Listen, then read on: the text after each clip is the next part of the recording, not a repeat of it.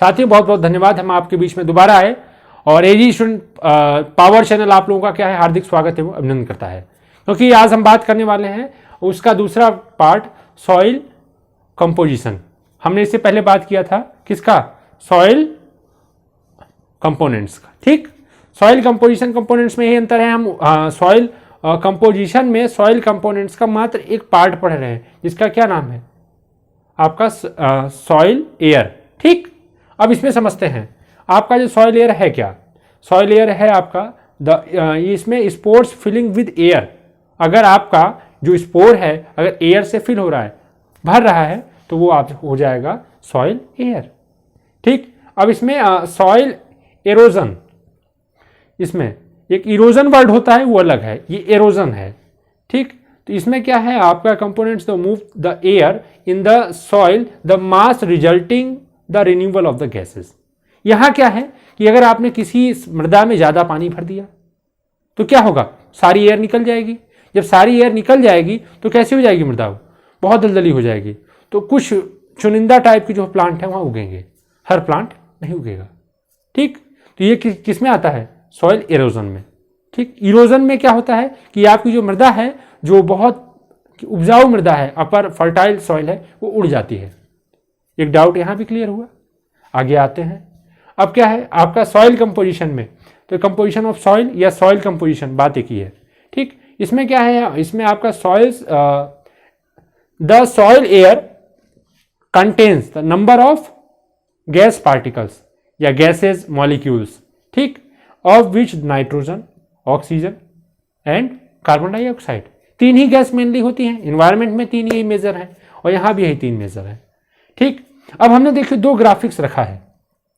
हमारा पहला ग्राफिक्स है किसका, सॉइल एयर का। दूसरा ग्राफिक्स है हमारा किसका, एटमॉस्फेयर एयर का। ठीक, अगर हम सॉइल एयर की बात करें तो थोड़ा सा वेरिएशन है, ज़्यादा वेरिएशन नहीं है साथियों। अगर नाइट्रोजन की बात करें तो 79.2% नाइट्रोजन सॉइल के अंदर प्रेजेंट रहता है। इससे कम हुआ दिक्कत हो जाएगी, ज़्यादा हुआ तो दिक्कत हो जाएगी। ठीक, ऑक्सीजन हमारे सॉइल में कितना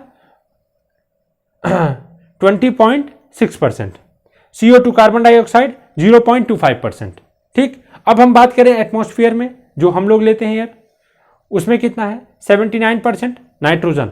ठीक, उसके बाद हमारा 20.97, तभी हम कह देते हैं 21% ऑक्सीजन। और अगर हम CO2 की बात करें 0.3%। ठीक साथियों, अब हम बात करते हैं इसमें कि फैक्टर क्या होते हैं इसके। अगर मान लीजिए इससे कोई प्रॉब्लम होती है और काफ़ी वेरिएशन हो जाता है, तो वेरिएशन किन रीजन से होता है, क्योंकि यहाँ सॉइल की बात चल रही है। एटमॉस्फेयर में क्या है, हम चेक कर लिया आसानी से, सॉइल में हमको सारी सॉइल एक जैसी दिखाई देती है। हमको कैसे पता चलेगा कि यहाँ ऑक्सीजन कमी हो रही है या फिर इसमें यहाँ पर क्राइटेरिया बिगड़ा हुआ है, हम सारे उर्वरक दे रहे हैं, सारी सेवा कर रहे हैं, तब भी प्लांट ग्रोथ नहीं हो रहा है, कोई ना कोई तो रीजन होगा। आइए समझते हैं क्या हो सकते हैं रीजन। जैसे ऑक्सीजन कब कम होगा, जब वहाँ पर क्या होगा, रूट रेस्पिरेशन। अधिकतर जो प्लांट हैं रूट रेस्पिरेशन करते हैं, उनके वो जड़ों से भी अपना श्वसन स्टार्ट रखते हैं। और ऐसी सॉइल हैं जो वहाँ पर क्या है, ज़्यादा पानी भरा रहता है, बार बार पानी भरा रहता है। आप कहते हैं कि हमने खेत में ज़्यादा पानी भर दिया, हमारा प्लांट क्या हो गया, मर गया। क्यों मरा, क्योंकि उसको ऑक्सीजन नहीं मिला। साथियों, अब हम बात करते हैं दूसरे CO2 की।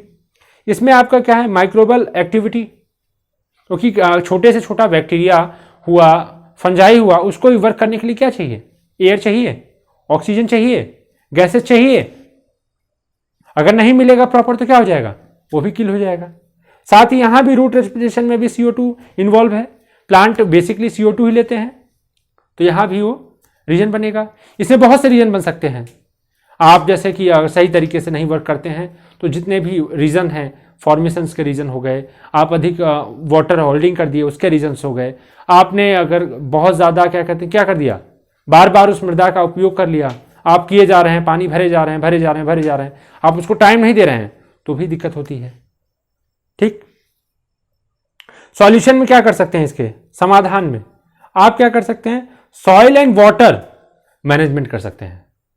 क्या क्या उसके लिए सुटेबल है वो वर्क किया जा सकता है। आप ऐसी क्रॉप लगाएं, जैसे कुछ क्रॉप हैं आपने लगा दी, वो भूमि की उर्वरा शक्ति को उन्होंने छीन लिया, ज्यादा उन्होंने न्यूट्रिशन ले लिए, ज्यादा एयर स्पोर्ट्स का यूज कर लिया।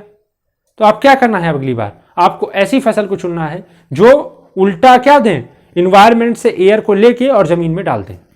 जैसे आपकी दलहनी फसलें हुई, अरहर हुआ, रेड ग्राम। ठीक साथियों, अब हम बात करते हैं इसमें डिफरेंसेस की, हमारे एटमॉस्फेयर में और सॉइल एयर में क्या क्या अंतर है।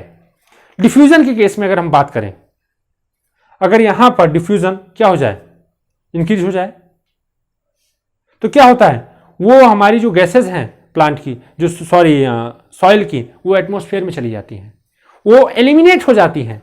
कहीं कहीं आप देखते होंगे कुछ भूमि बहुत धधकती रहती है, गर्म रहती है, उसका रीजन भी यही है। साथियों, अगर हम बात करें एरोजन ऑफ सॉइल, आपको मैंने जैसे बताया ज्यादा पानी आपने भर दिया, यहां वाइस वर्सा है, उन स्पोर्स के बीच में या तो वाटर रहेगा या एयर रहेगा। ठीक, अधिक बारिश हो गई, मान लीजिए बाढ़ का पानी आ गया, आपने गलती से भर दिया, तो क्या होगा, फर्टिलिटी भी जाएगी, एयर भी जाएगी और आपकी स्थिति भी खराब होगी, कोई प्लांट भी जल्दी ग्रो नहीं होगा। ठीक, वो एसिडिक भी हो सकता है रीजन वहां का।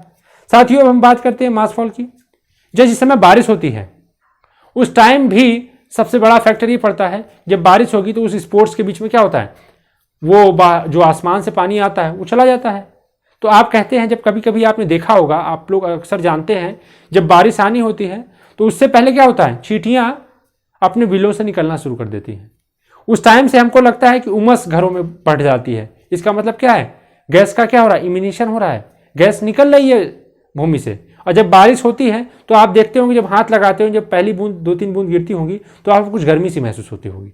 इसका मतलब उस टाइम आपकी जो स्पोर्ट्स में जो एयर भरी थी वो क्या हो गई, निकलना शुरू हो गई। तो ये भी क्या है, इसका एक कॉज है। ये सभी बायोलॉजिकल कॉज हैं, इनको हटाया नहीं जा सकता, इनको रिड्यूस किया जा सकता है, कम किया जा सकता है। हम इसमें सहयोग दें। ठीक साथियों, बहुत बहुत धन्यवाद। आप लोगों का कंफ्यूजन क्लियर हो गया होगा और मैं इसी तरीके से इस सब्जेक्ट में भी आपको वीडियो प्रोवाइड कराता रहूंगा। जय हिंद, जय भारत।